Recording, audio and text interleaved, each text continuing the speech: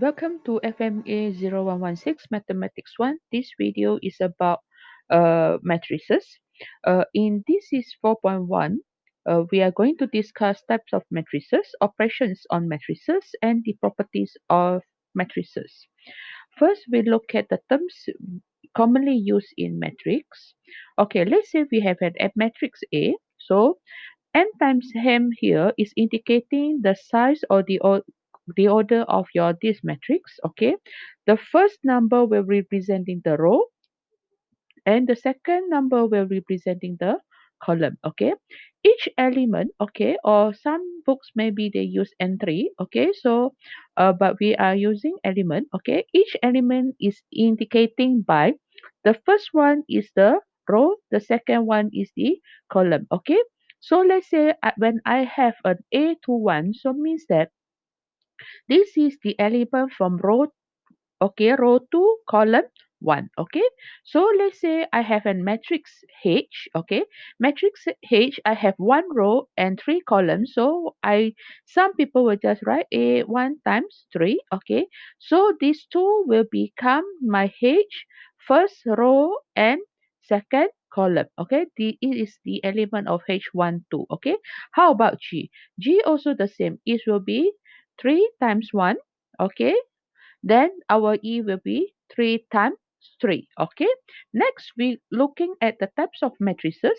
The first one, square matrix. Okay. Square matrix means that the numbers of rows is equal to our numbers of columns. Okay. So always you will see is n times n. So the generally we will see 2 times 2, 3 times 3, or 4 times 4. Okay. So over here, F, B, E, C, E, D and A are all the square matrices. Okay, then what is zero matrix? Okay, in zero matrix, all the elements must be zero. Okay, so for example, is our B, all the elements are zero. Okay, then the third one over here is diagonal matrix. Okay, we look at our matrices. Okay, especially in our square matrix, from the upper end to the lower end this way, this is called diagonal. Okay, and diagonal matrix means that the element off from your main diagonal is zero. Okay, so all the elements must be zero. Okay, so now I have an E, this is my diagonal, and the lower three are zero, correct, but the upper three we have a negative 2 and 5, so this is not a diagonal matrix. How about our F? Okay, this is diagonal, and off from my 1, 1 is 0, 0, so this is a diagonal. Okay, but this one, all are 0, so it's not a diagonal. And how about C?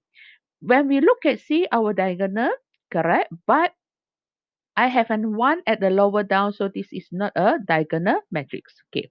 What is identity?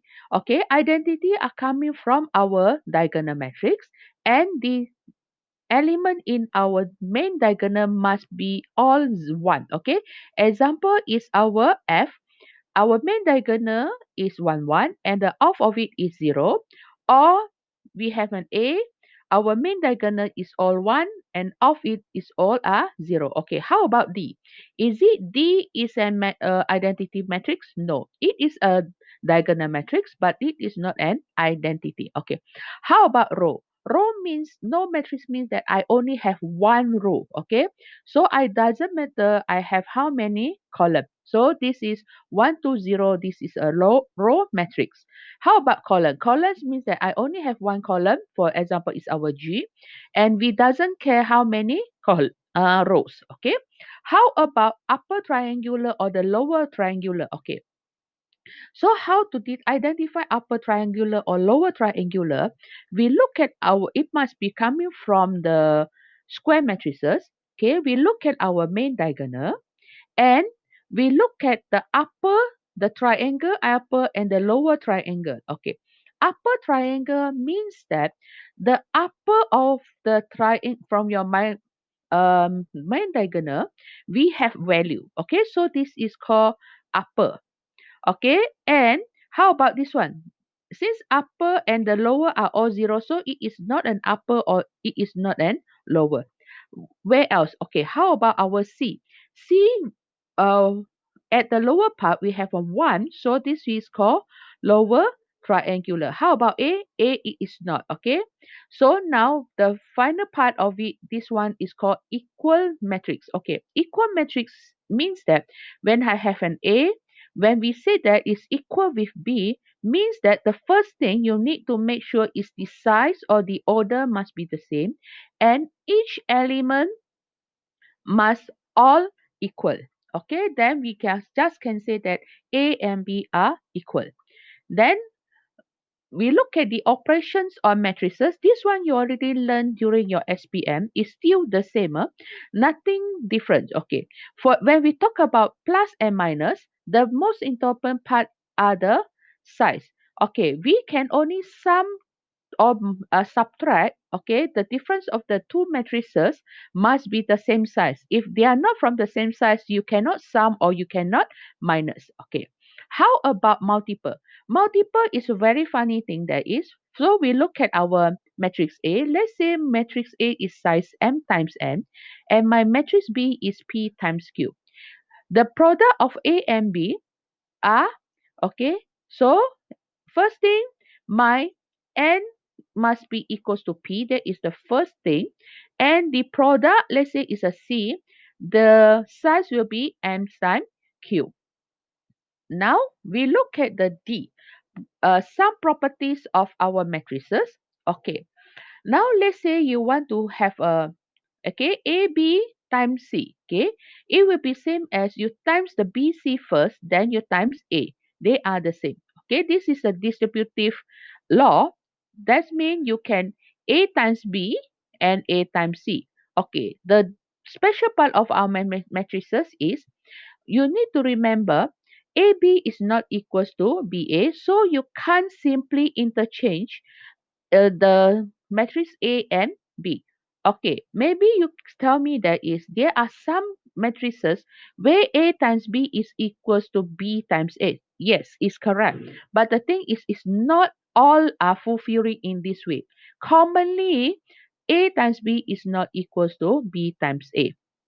If you have a square matrix, and you been multiple how many times, okay, so it means that you are multiplying n times, so you're going to have a power of n. And the last one over here, the identity is regardless how many times you multiply your identity, you will get back your identity. Now you learn a new thing is called transpose of matrix. So what is in the transpose of matrix? Nothing special, just you are changing. Okay, you are changing your row become a column. A second row will become your second column. So basically, when you have a size 4 times 3, you will get a 3 times 4. If you transpose your matrix A once and you transpose second time, you will back to your original. So you have A transpose AT. Then from AT you transpose again, you will get back your A.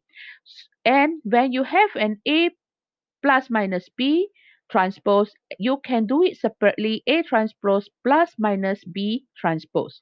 But the special part of multiplication is when you have AB transpose and you will get B transpose A transpose. Okay, the last one will be here. If you have a scalar K that you multiply with a matrix, when you want to transpose, actually you can just factor out your K and then you multiply with your A transpose. Now we look at the example 1. If your H is a diagonal matrix given by negative 2, 0, 0, 1, find H2, H3 and hence deduce the matrix HM. So now we H2. What is H2? So means that you multiply your H twice. So you got your 4, 0, 0, 1. And then you H3, what is H3? Is H2 multiple H. Then I have a negative 8, 0, 1. And now they ask you to deduce what is your HN. So now what is my H? My H is negative 2, 0, 0, 1. If you notice here, these three elements are same regardless how many times you multiply your H. But the thing is now the changing is negative 2, 4 and negative 8. So actually we know that this is 2 power of 1, 2 power of 2, this is 2 power of 3. And because of it is not alternating the sign, means we have the negative 1 power of 1, negative 1 power of 2, negative 1 power of 3. So we can conclude that is our Hn is negative. Okay, sorry, this is negative here. Negative 1 power of n multiple with 2n. The three of the element never change. Now we look at the example 2. It says that your AB and equals to BA. So they ask you to find what is your AB, and later on after you found your AB, find the 3A minus 2B. So now we say that AB equals to BA.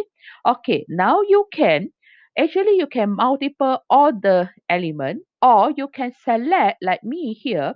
I only select two, okay, because this one will give me the integer. So I no need to solve simultaneous equation.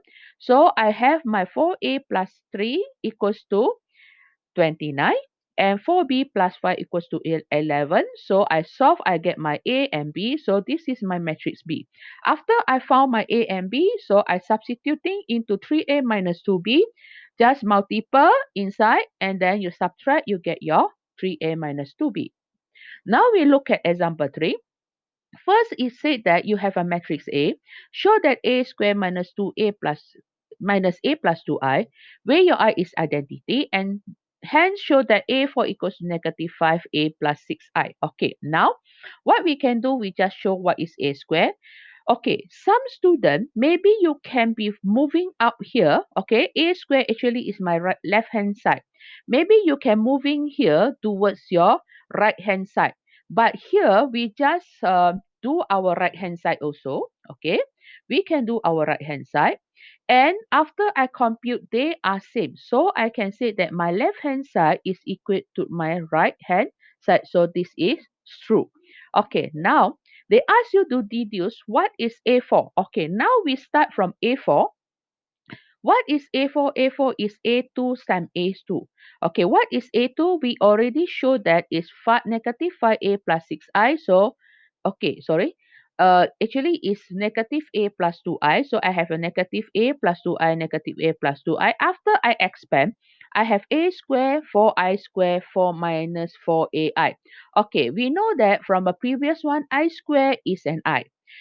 Anything multiple with my I, okay, sorry, okay, anything multiple with my I actually is A. Okay, so what happened here? Okay, now, okay, sorry, this is for A.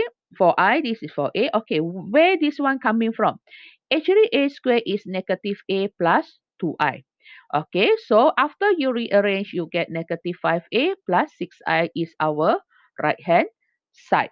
Okay, now, thank you. See you in next video.